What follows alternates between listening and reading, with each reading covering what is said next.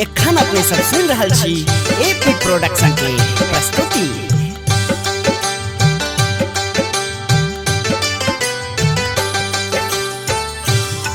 कहू कि अहाँ के दानी जनते छी हमर कहानी। कहू कि अहाँ के दानी जनते छी हमर कहानी। करमा लिखल विधना सूतल रे की।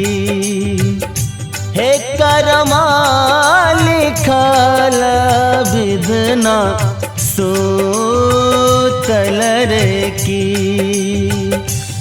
कहू कि अहाँ के दानी जनते छी हमर कहानी।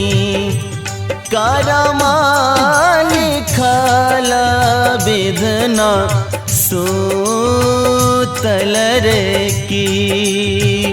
हे करमा लिखल विधना सूतल रे की। कहू कि अहाँ के दानी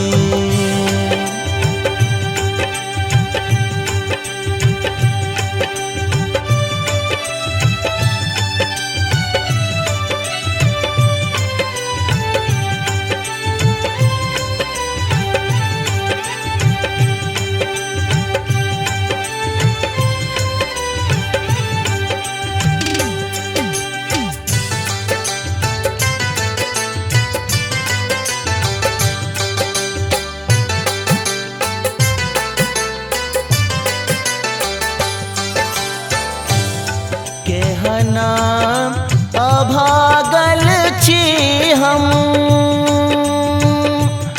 सुख के पियासल छी हम।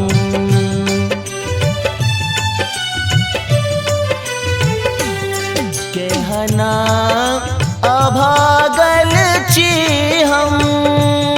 सुख के पियासल छी हम।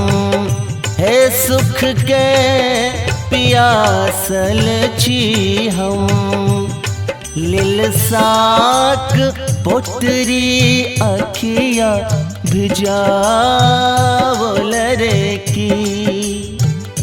हे लिलसाक पोटरी अखिया भिजावल रे की। कहू कि अहाँ के दानी जनते छी हमर कहानी। करमा लिखल विधना सूतल रे की। हे करमा लिखल विधना सूतल रे की। कहू कि अहाँ के दानी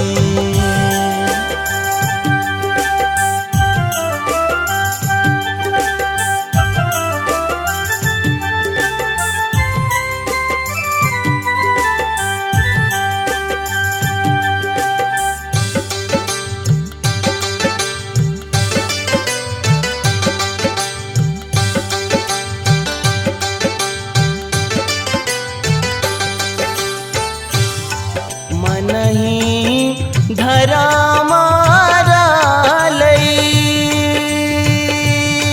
मनहि करा मारा लई।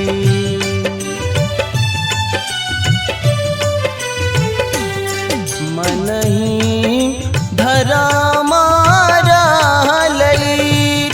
मनहि करा मारा लई। मनहि करा मारा लई। मनहि त पापी पतित बनावल रे की।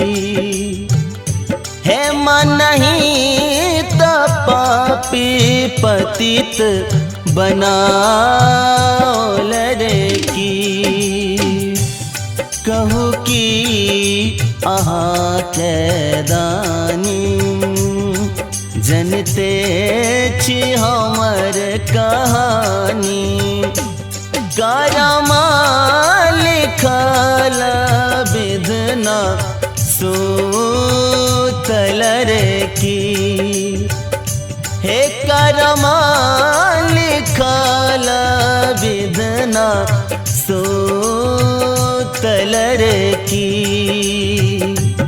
कहू कि अहाँ के दानी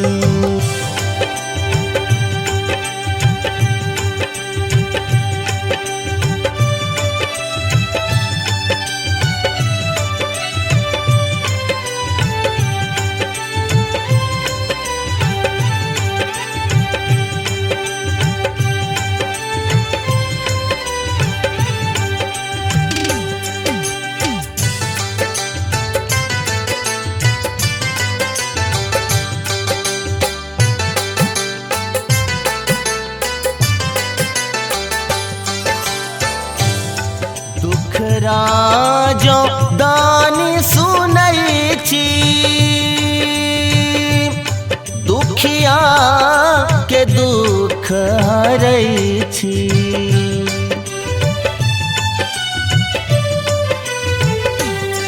दुख राजो दानी सुनै छी। दुखिया के दुख हरै छी। हे दुखिया के दुख हरै छी। असरा अहीं पर श्याम लगाओल रे की। हे असरा अहीं पर श्याम लगाओल रे की। कहू कि अहाँ के दानी जनते छी हमर कहानी। कारमा लिखल विधना सूतल रे की। हे कारमा लिखल विधना सूतल रे की। कहू कि अहाँ के दानी